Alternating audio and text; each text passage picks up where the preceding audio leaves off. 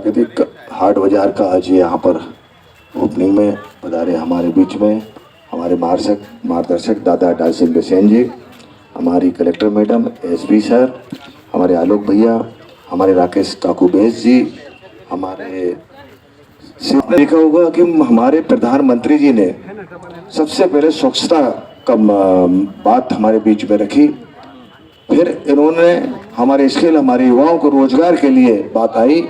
फिर आपने तीसरे में देखा जल बचाने के लिए उन्होंने हमारे बीच में एक युद्ध जैसा छेड़ा। और अब चौथे में हम जो देख रहे हैं जैविक और प्राकृतिक हाट बाजार, खेती, विशेषकर प्राकृतिक खेती। अभी बहुत बातें कलेक्टर मैडम ने और हमारे दादा डाल सिंह दादा ने बोल चुके हैं। मैं सिर्फ 2-3 चीजें बात करना चाहता हूँ कि हम लोग अभी भी देखते हमारे दादा दादी नानी जो भी है आज भी 100-100 साल जिंदा है, आज भी वो इतने लंबे उम्र ले रहे हैं। और कई लोग बोलते हैं कि भैया तुम्हारे दादा ने घी खाओ तो तुम्हारा हाथ भी बसा रहो। मतलब इसका एक उसका ये नहीं था कि उस समय उनने घी खाया था तो हमारे हाथों में बसा रहा। अरे उनका नहीं बसा रहा तो हमारा कहाँ बसाएगा। उसके पीछे इसी के पीछे जो लॉजिक था, क्योंकि उस समय हम शुद्ध फसल खाते थे, शुद्ध हम गेहूं चावल हमको मिलता था, शुद्ध हमको आटा मिलता था, तेल मिलता था, हमको सब्जियां मिलती थी। अभी 2 चीजें तो हम सुधार सकते हैं कि हमको मिलने वाला आटे को हम अपने घर में पीस के सब कर सकते हैं, गेहूं बो के कर सकते हैं। दूसरा, हमको मिलने वाला तेल हम अपने घर में खुद पेर सकते हैं। पहले हमारे बुजुर्ग लोग यही करते थे। और अपने खेतों में, अपनी बाड़ियों में जो सब्जी लगाते थे जिसमें हम कीटनाशक डालते थे, गोबर ही होता था, हमारी गौशाला से उठा के हम अपने इसको कोढ़ा बोलते थे हमारे गांव में, तो उसी में ले जाके पूरा बैलगाड़ी से बगरा दिया, उसी से हमारी फसल होती थी।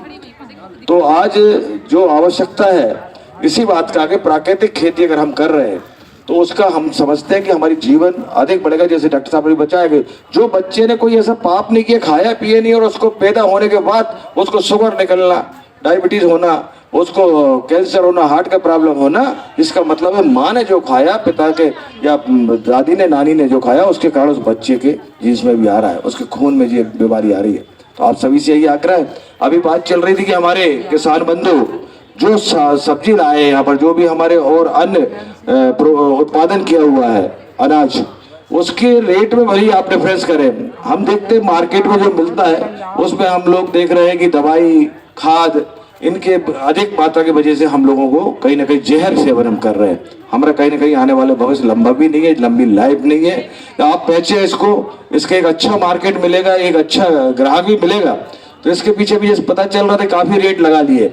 आप रेट चेहरा देख के जरूर लगाए, आप उन आम आदमी के लिए बहुत अधिक रेट न लगाए। अगर कलेक्टर साहब और एसपी मैडम खरीदने आ रही हैं, इनका 50% रेट बढ़ा दूँ आप, नहीं बढ़ा दीजिए, 50% रेट बढ़ा दीजिए। और मुनमुन राय विधायक और सांसद आ रहे तो 100% बढ़ा दीजिए, हमारा बढ़ा दीजिए। हम तैयार हैं, क्योंकि हम चाहते हैं कि हम शुद्ध खाना, कलेक्टर एसपी साहब भी चाहते हैं कि भैया हमको टेढ़े में मिले, 1 रुपए की चीज टेढ़े में मिले, हम चाहते 2 रुपए में मिले, क्योंकि ये हमारे जीवन के लिए हम खिलवाड़ नहीं करना चाहते, हम जिस दवाई और जिस इन चीजों से जो पैदा होता है।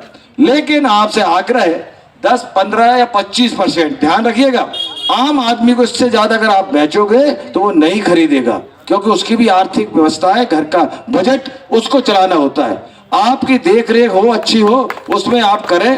आम सब्जी से आपके रेट तेज हो, लेकिन 15 से 25% से अगर ऊपर आप रेट ले जाओगे तो बंधुओं नहीं बिकेगा, आम आदमी नहीं आएगा। बर्तन मांझा करने वाली बेचारी बहन कैसे आपको वो बहन कर लेगी, उसका बजट बिगड़ जाएगा, गरीब आदमी का बजट बिगड़ जाएगा। लेकिन उनको ही ज्यादा जान बचाने की हमको आवश्यकता है, क्योंकि वही ज्यादा मेहनत करते हैं और उन्हीं को ये ज्यादा भोजन में हमको आवश्यकता होती है। हम तो मिनरल वाटर पी के भी अपना व्यवस्थाएं करते हैं, घर में चक्की लगा करते हैं ना, तेल घर में पेर लेके। लेकिन वो गरीब तो बेचारी सुबह से मजदूरी दूसरे कहाँ करने जाती है और शाम को भोजन की खुद को बनाना पड़ता है।